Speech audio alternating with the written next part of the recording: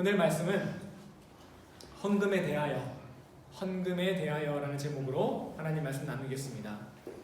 오늘 성경 본문 여러분 어떠셨나요? 사도행전에서 가장 당혹스러운 이야기가 아닐까 합니다. 초대교회 공동체 이야기인데요. 아나니아라는 남편과 삽비라 아내 부부가 있었습니다. 그들은 그들의 소유하던 땅을 팔아서 교회에 헌금하기로 했습니다. 그런데 아나니아는 땅을 판 값의 일부를 감추고 전부를 헌금했다고 거짓말을 했어요. 이를 알아차린 베드로는 아나니아를 불러서 훈계를 했는데 이 내용으로만 보면 훈계를 하자마자 그 말이 끝나자마자 아나니아가 땅에 쓰러져 죽습니다.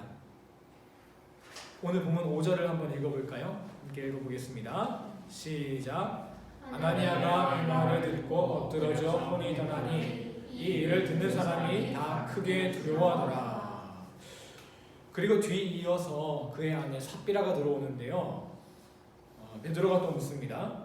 너희가 땅을 판 값에 전부를 바친 게 맞냐? 했더니 역시 남편이 했던 대로 내 전부입니다. 거짓말을 해요. 그러자 베드로가 무시무시한 말을 하는데요. 9절인데요. 제가 좀 실감나고 쉽게 풀어서 읽어드릴게요. 당신은 모르겠지만 당신 남편은 이미 죽어서 땅에 묻혔어. 그리고 그를 묻은 사람들이 이제 막 돌아왔는데 그들이 당신의 시신도 내어갈 것이요. 정말 이 말을 듣는 당사자 입장이라면은 정말 무시무시했을 것 같아요. 섬뜩했을 것 같아요. 결국 베드로의 말대로 삽비라도 땅에 쓰러져 죽고 맙니다. 여러분, 이 이야기를 접하셨을 때 처음 느낀 감정은 어떤 것인가요? 저는 개인적으로 당혹스러움이었습니다.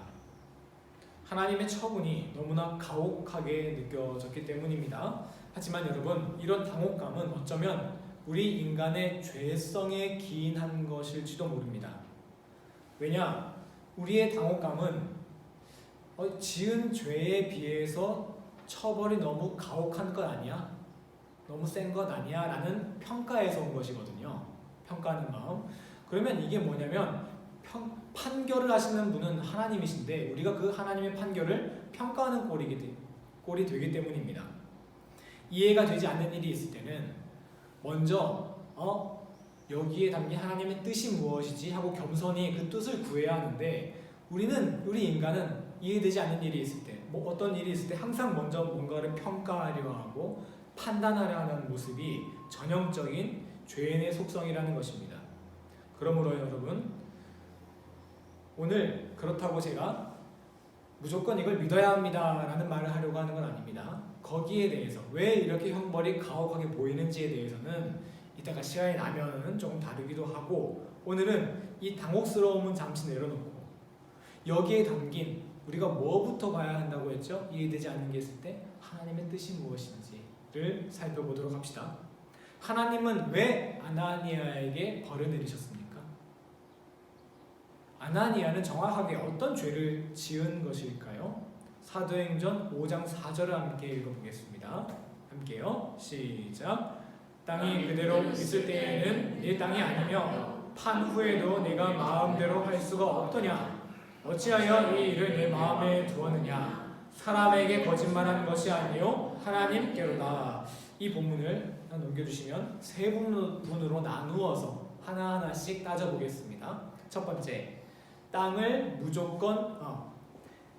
땅이 그대로 있을 때에는 내 땅이 아니며, 이건 무슨 말입니까? 이건 무슨 말이냐면,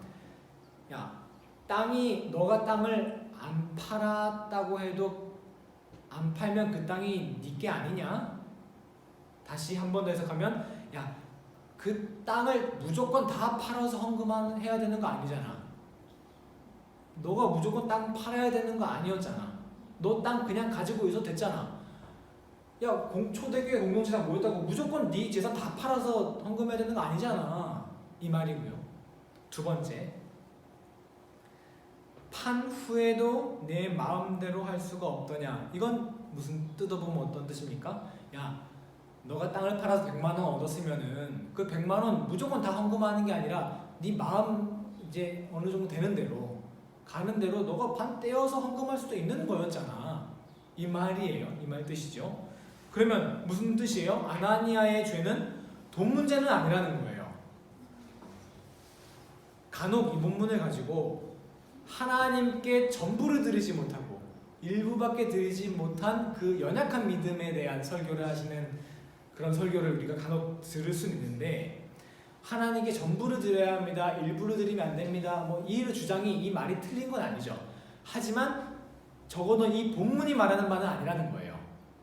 이 본문과의 의도는 돈이 아니에요. 그렇죠? 베드로가 말하고 있잖아요. 야, 너 땅 안 팔아도 됐잖아. 야, 팔았다고 해도 그냥 너 마음대로 반을 하든 10분의 1을 하든 그건 네 마음이었잖아. 그럼 아나니아의 잘못은 무엇이었습니까? 마지막 세 번째 부분을 보겠습니다. 한번 이건 함께 읽어볼까요? 어찌하여? 함께 시작.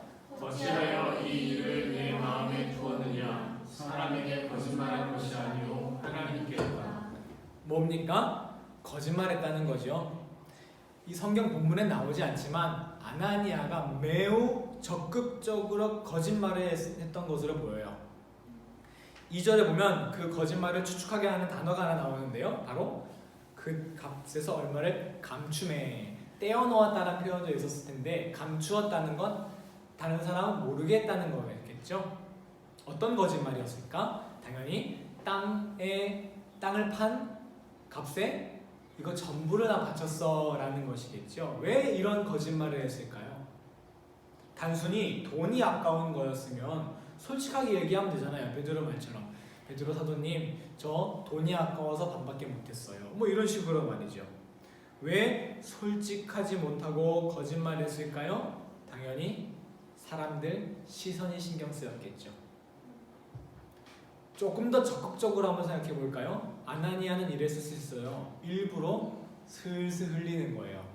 야, 나 전부했어. 이거 자기 입으로 안 하는데 어떤 식으로라고 표현할까요? 아, 맞다, 우리 땅 그거 100만 원이었는데 100만 원 헌금했네, 이런 식으로 그냥 슬슬 흘렸던 거겠죠. 그러면 초대교회에서 어떤 일이 벌어졌겠어요? 우리가 상상을 해보자고요. 시기 질투하는 사람이 생길 수 있었을 거고요. 아나니아가 그렇게 하지 못한 사람은 비방하기도 했었을 거고요. 편을 가르기도 했었을 거고요. 서로 갈등이 생기고 있었을 거예요. 초대교회 이 사도행전에서 이렇게 아나니아가 너무 심한 처분을 받는 것은 초대교회가 이 죄를 얼마나 심각하게 생각했는지를 보여주는 것입니다. 만약에 이 본문에서 아나니아가 이런 식으로 했고 이런 사정이 있었고를 일일이 다 설명을 해준다면 그 죄가 별로 이렇게 심각하게 안 보이겠죠. 하지만 아나니아가 그런 죄를 지었는데 바로 그냥 죽어버린 거예요. 이 죄가 얼마나 심각하다는 거예요. 보여주는 거겠죠. 그 죄가 무엇입니까? 거짓과 위선, 허위의식이었습니다. 그것이 이 초대교회 공동체를 파괴하는 가장 큰 힘이었고요. 아나니아는 아까 말씀드린 대로 은근히 거짓으로 자신의 공로를 퍼뜨리고 칭송을 받고, 그러지 못한 사람들을 또 은근히 비방하고 상처를 주고 편을 가르는 등 공동체에 해가 되는 일을 했을 것입니다. 그런데 당시에 땅을 소유하고 있던 아나니아, 이 당시에 땅을 소유하고 있다는 것은 굉장히 그래도 어느 정도 사회적으로 지위가 있었을 거란 말이죠. 그러면 굳이 이렇게 어떤 칭송과 칭찬을 굳이 받으려 하지 않아도 됐었는데 왜 이 거짓말을 해서 칭찬과 칭송을, 영광을 받으려고 했을까? 이것도 인간의 죄성이 아닐까요? 모든 것이 완벽했던 에덴 동산에서조차 아담과 하와는 부족함을 느꼈습니다. 인간은 항상 무언가를 갈망하게 되어 있습니다. 그래서 더더욱 우리는 하나님의 은혜와 성령으로 우리의 갈망을 채워야 하는 것이죠. 오직 하나님만이 우리의 갈망을 채우실 수 있습니다. 하지만 아나니아는 이 초대교회 공동체에서 매주 예배를 드렸지만 분명히 그 예배에서 은혜를 누리지 못했던 것이 분명합니다. 예배에서 은혜를 누리지 못하니 다른 것으로 자신의 갈망을 채우고자 했고, 그것이 그 공동체 안에서 다른 사람들에게 받는 칭송과 칭찬 아니었을까요? 그렇게 뭔가 다른 것으로 자꾸 자신의 욕망을 채우려고 하다 보니 죄의 유혹에 취약한 상태가 됐던 것이지요. 이런 상태에서 어떤 문제가 탁 걸린 거예요. 돈 문제가 걸린 거예요. 그러니 그 돈 문제는 그냥 털컥하고 넘어진 것이지요. 왜? 예배에서 은혜를 못 누렸으니까요. 그러니 아나니아의 죄는 돈 문제는 아니었던 것이죠. 거짓과 위선의 문제였습니다. 하지만 왜 거짓과 위선의 죄가 아나니아에게 들어왔습니까? 돈 때문에. 결국 돈이 마지막 트리거, 장애물 역할을 한 것이지요. 돈이 죄가 되진 않습니다. 하지만 수많은 죄가 돈에서 나옵니다. 왜 수많은 죄가 돈에서 나올까요? 돈에 어떤 악한 속성이 있기 때문일까요? 아닙니다. 돈은 아주 중립적인 것이지요. 왜일까요? 간단하죠? 지금 우리에게 가장 중요한 게 뭡니까? 돈이니까요. 솔직하게 그렇죠? 돈보다 더 중요한 게 뭐가 있을까요? 가족 정도밖에 생각이 안 떠올라요. 그런데 TV에 보면 가족끼리 돈 때문에 싸우고 뭐 하는 거 보면은 정말 돈의 힘이 무시무시하구나. 이것을 우리가 알게 됩니다. 오늘날 교회에서는 영적인 것과 물질적인 것을 구분하려는 경향이 있어요.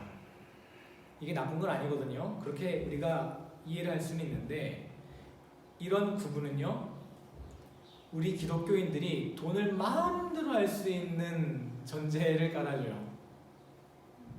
신앙과 돈을 아주 무관한 것으로 만들어주기 때문이에요. 신앙은 영적인 것, 기도하고 성령 받고 찬양하고, 돈은 물질적인 거, 세상에서 하는 거.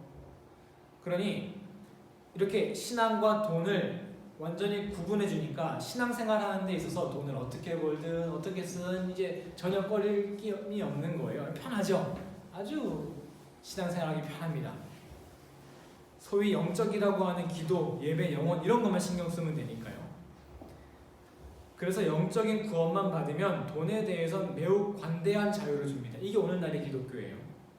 하지만 예수님께서는 마태복음 6장 24절에서 이렇게 말씀하십니다. 함께 읽어보겠습니다. 시작. 할 사람이 두 주인을 섬기지 못할 것이니 혹 이를 미워하고 저를 사랑하거나 혹 이를 중히 여기고 저를 경히 여깁니다. 너희가 하나님과 재물을 겸하여 섬기지 못하느니라. 하나님과 돈을 겸하여 섬길 수 없다는 말은 돈을 대하는 우리의 삶의 태도가 신앙에 중요하다는 말씀입니다. 맘몬이라는 신이 괜히 있는 것이 아니겠죠. 구약시대의 바알과 아세라, 몰록이 있다면 오늘날의 바알은 맘몬입니다. 구약시대 이 구약성서가 오늘날에 쓰였다면 바알은 맘몬이라는 이름으로 대체됐을 것입니다. 그럼 바알이 어떤 뜻이냐면은 초승달의 신이기도 한데요. 초승달의 신 아니면 구름의 신 뭐 이런데요. 왜 바알이 초승달 달의 신이었을까요? 어떤 신이 누가 봐도 딱 봐도 강해 보여요? 태양신이 강해 보이거든요. 그래서 여러분 잘 아시다시피 이집트라든지 저기 뭐 이라크가 아니죠. 저기 위에 히타이트 큰 제국들에서는 태양이 가장 큰 신이었습니다. 그런데 이 가나안 땅은 태양이 좀 싫어요. 태양을 피하고 싶어요. 왜? 너무 세니까.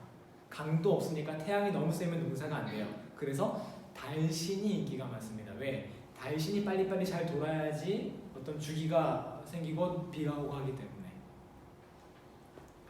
태양이 가장 강하고 달이 가장 강하기 때문에 그게 신이 된 거예요. 오늘날 무엇이 이 세상에서 가장 강한 힘을 갖고 있습니까? 돈이죠. 돈에다가 신이란 이름만 붙이지 않을 뿐이지 이미 돈은 우리 이 시대의 신입니다. 돈이면 뭐든지 할 수 있고 모든 사람들이 돈을 향해 달려가고 돈에서 인생의 의미가 발견되고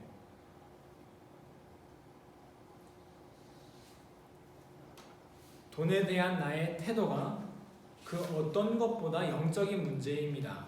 돈을 대하는 태도와 나의 행동이 평생의 신앙과 양심, 심지어 나의 영혼을 결정한다고 해도 과언이 아닙니다. 왜? 내 삶에 뭐가 제일 중요하니까요? 돈이 제일 중요하잖아요, 솔직하게. 나에게 돈이 제일 중요하니까 돈이 나쁘다는 말이 아니고요. 그리고 현실적으로 돈을 중요하게 생각하는 게 나쁘다는 게 아니라 돈이 중요하잖아요, 우리 삶에. 돈이 중요하니까 아주 중립적으로 돈을 대하는 나의 태도가 내 영적인 상태를 결정합니다. 우리가 지난주 3주 동안 나누어 본 초대교회에 대한 공동체 설명을 다시 한번 볼까요? 사도행전 4장 33절에서 35절입니다. 한번 읽어주시겠습니까? 시작. 사도들이 큰 권능으로 주 예수의 부활을 증언하니 우리가 큰 은혜를 받아 그 중에 가난한 사람이 없으니 이는 밭과 집이 있는 자는 팔아 그 판 것을 값을 가져다가 사도들의 발 앞에 두매 그들이 각 사람의 필요를 따라 나누어 주니라. 우리는 이 초대교회 성도들의 변화를 어떻게 설명할 수 있을까요? 이는 단순히 측은지심이 많이 생겼다거나 인간적으로 심성이 착해졌다라는 정도로 설명할 수 있는 현상은 아니죠. 어떤 현상입니까? 무엇이 변했길래 이 초대교회가 하늘나라 공동체가 됐을까요? 이 사람들이 돈을 대하는 생각과 태도가 바뀐 거죠. 그렇죠? 어떻게? 여러분, 초대교회 안에서 얼마나 많은 기적과 기사가 일어났겠습니까? 방언이 터지고 병든 사람이 일어나고 사도행전에는 이제 제자들이 밖에서 이렇게 행하는 거 몇 개만 기록되어 있겠지만 사실 그 공동체 안에서 얼마나 영적으로 충만했겠어요. 방언의 통역의 은사 나오고 예언의 은사 나오고. 그런데 여러분, 성경은 초대교회가 이러하다 설명했을 때 그런 이적과 기사를 설명하지 않고 뭐를 설명합니까? 초대교회인들이 돈을 이렇게 생각하게 됐다. 이게 가장 영적인 것이라는 거죠. 성경이 생각하는 가장 영적인 일, 제자들, 이 초대교회 교인들이 돈에 대한 생각이 바뀌었다. 어떻게 돈에 대한 태도가 바뀌었습니까? 내게 있는 것이, 내가 갖고 있는 땅이, 내가 갖고 있는 이 금이 내 것이 아니라 하나님 거구나. 예수의 구원을 경험한 이들이 내 생명이 내 것이 아닌데 그럼 자연스럽게 내게 가진 소유도 내 것이 아니구나 라는 것을 마음 깊이 믿게 됐던 것이죠. 그러므로 하나님은 이 세상 모든 것을 창조하신 창조주의자 주인이시기 때문에 나의 소유는 내가 잠시 그 주인의 것을 맡고 있는 것이구나, 이걸 깨달은 거죠. 여러분, 주인이 종에게 자신의 재산을 왜 맡깁니까? 그거 잘 관리하라고. 무슨 뜻입니까? 돈에 대한 태도는 창조주에 대한 고백이기도 하면서 그 창조주를 위해, 그분의 영광을 위해 살겠습니다라는 청지기로서의 소명에 대한 응답이기도 합니다. 우리는 돈에 대하여 어떤 생각과 태도를 가져야 하며 어떤 삶을 살아야 할까요? 우리가 이런 질문을 할 수밖에 없는 이유는 명확합니다. 초대교회 교회들처럼 살 수 없기 때문입니다. 우리의 믿음의 역량이 연약하기 때문이기도 하고 또 현실과 책임이라는 이유도 있습니다. 여기서 갑자기 이찬영 집사님께서 전재산 다 바치고 갑자기 어디 산속에 들어간다 하시면은 그거는 나쁜 거죠. 그렇죠? 그 책임을 지지 않는 거죠. 아버지의 책임을 못 지잖아요. 왜? 현실이라는 구조가 있으니까. 그렇죠? 물론 기독교, 여러분, 우리 사이비가 아니라 기독교 교파 안에서도 이런 공동 소유의 이상을 실천하며 살려고 하는 그런 단체들이 있습니다. 다음 소개를 하기도 하고요. 하지만 그 공동체마저도 현실과 무관하다고 말할 수 없을 거예요. 그렇다면 우리는 돈이 그 어떤 것보다 중요한 이 현실 세계 안에서 어떻게 이 초대교회 공동체처럼 돈을 통해서 하나님은 창조주이십니다 라고 고백하고 또 이 내게 주신 것, 맡겨주신 것을 하나님을 위해 사용하겠습니다라는 이 청지기로서의 응답을 할 수 있을까요? 하나님은 창조주입니다. 이 고백과 청지기로서의 소명, 이것을 어떻게 잊지 않고 조금이라도 실천하며 살 수 있을까요? 간단합니다. 그것이 바로 봉헌입니다. 헌금입니다. 봉헌은 창조주에 대한 고백과 청지기로서의 소명에 대한 응답입니다. 우리는 헌금을 함으로써 하나님께서 이 세상의 창조주이자 주인입니다 라고 고백하는 것이고, 하나님, 제게 맡겨주신 것을 하나님을 위해 사용하겠습니다 라는 청지기로서의 소명에 대한 응답을 하는 겁니다. 첫 단추를 잘 끼워야 한다는 말이 있죠. 첫 단추를 잘 못 끼우면 그 뒤로 아무리 열심히 고쳐도 결국 다 망쳐지게 된다는 거잖아요. 헌금하는 것, 봉헌은 예배 드림의 첫 단추입니다. 이거 잘못하면은 아무리 뭘 찬양을 어떻게 하든 말씀을 어떻게 하든 다 망치는 게 되는 거죠. 예배에 들어가기에 앞서서 여러분, 내 삶에서 가장 중요한 것, 내 욕망이 가장 많이 쏠리는 것, 이거에 대한 생각 정리를 잘 해야지 참된 은혜를 누릴 수 있지 않겠습니까? 그거 정리가 안 되어 있는데 어떻게 하늘의 것을 바라봅니다, 하나님이 나의 전부입니다, 이 찬양이 다 거짓말이 되는 거죠. 내 삶에 가장 중요한 거 정립을 딱 해놓고 그리고 나서 하나님께 전부 하나님 것입니다 라고 고백을 해야지 그게 가식으로 안 느껴지지 않겠습니까? 그러므로 우리는 올바른 봉헌, 이것이 예배의 참된 은혜를 누리게 해주는 첫 단추임을 기억해야 할 것입니다. 첫 단추를 잘 끼워야 합니다. 아나니아와 삽비라가 이 돈 문제 해결하지 못했기 때문에 예배에서 은혜 못 누렸던 것 아닐까요? 그러면 올바른 봉헌이란 어떤 것을 의미할까? 아나니아와 삽비라를 반면교사를 한번 삼아봅시다. 먼저 아까도 앞에서 말했듯이 아나니아와 삽비라의 경우 금액의 문제가 아니었습니다. 베드로가 말했죠. 야, 네가 헌금을 안 하든 반만 하든 네 마음대로 하든 그건 아무 상관없었잖아 라는 것이죠. 그러니 베드로가 지적한 바는 무엇입니까? 요거 하나 더 보고 넘어갈까요? 누가복음 21장 2절과 3절. 봉헌에서 중요한 건 금액이 아니라는 것입니다. 한번 읽어보겠습니다. 시작. 또 어떤 가난한 과부가 2 렙돈 넣는 것을 보시고 이르시되 내가 참으로 너희에게 말하노니 이 가난한 과부가 다른 모든 사람보다 많이 넣었도다.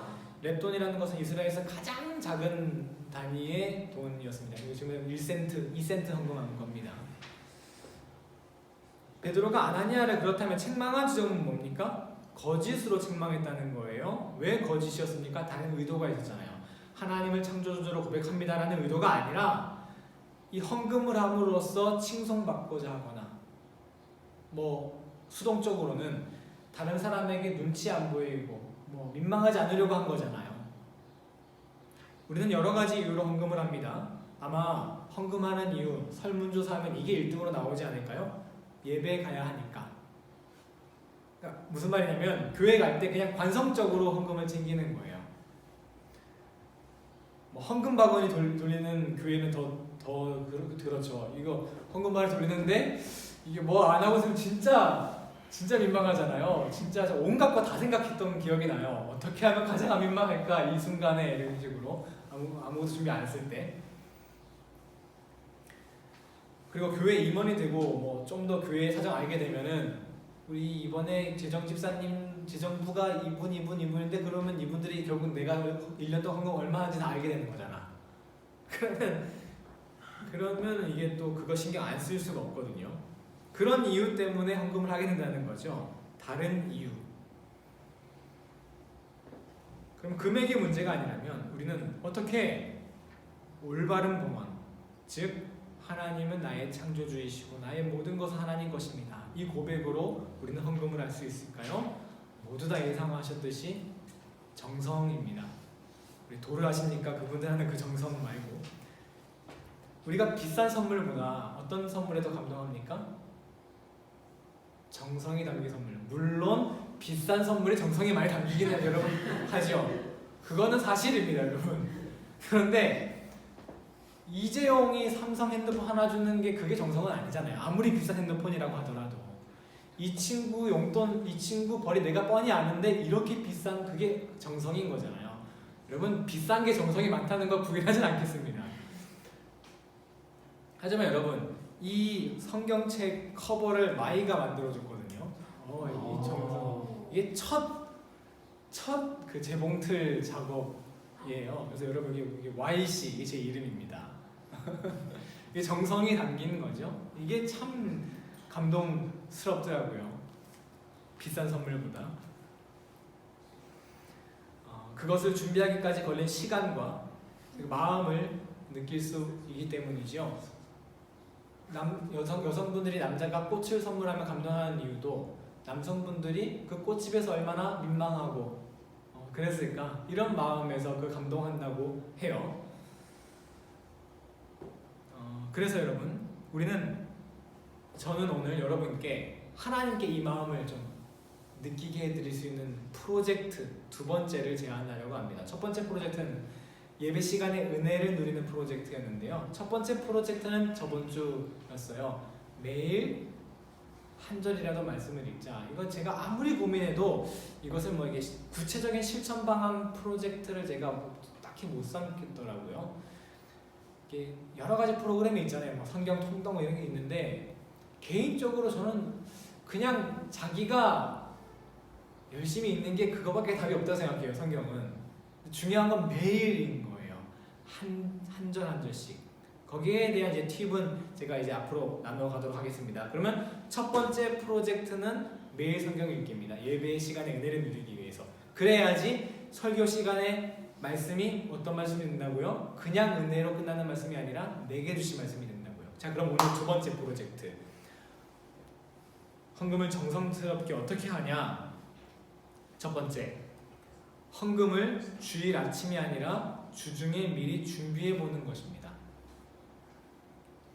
우리 옛날 할머니 권사님들 여러분 헌금 어떻게 하시는지 기억하시죠? 헌돈이 있으면 그거를 은행에 가가지고, 지금은 바꿔주지도 않아요 여러분.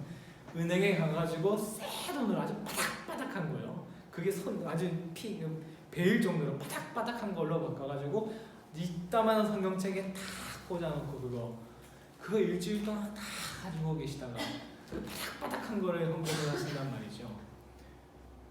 그게 아직까지도 어떤 마음이셨을까? 그게 아직도 이해가 되지 않아요. 솔직히 저희는 우리 이해를 못할 것 같아요. 이해를 못하면 조금이라도 따라는 해보자고요. 그거를. 물론 이제 많은 금액을 계좌이체 이런 식으로 헌금하는 경우도 있겠지만 그런 경우 제외한다면 일주일에 토요일 말고 주중에 바닥바닥한 건 우리가 못 구하니까 그래도 준비를 해서 어디에다가 잘 보관을 해가지고 헌금을 해보는 겁니다. 제가 사실 이런 말 드리는 게 제가 창피한 이유가 사실 제가 오늘 헌금을 그래서 딱 주중에 딱 준비를 해놨거든요. 근데 그 안 가져왔어요. 저부터 혼나야죠.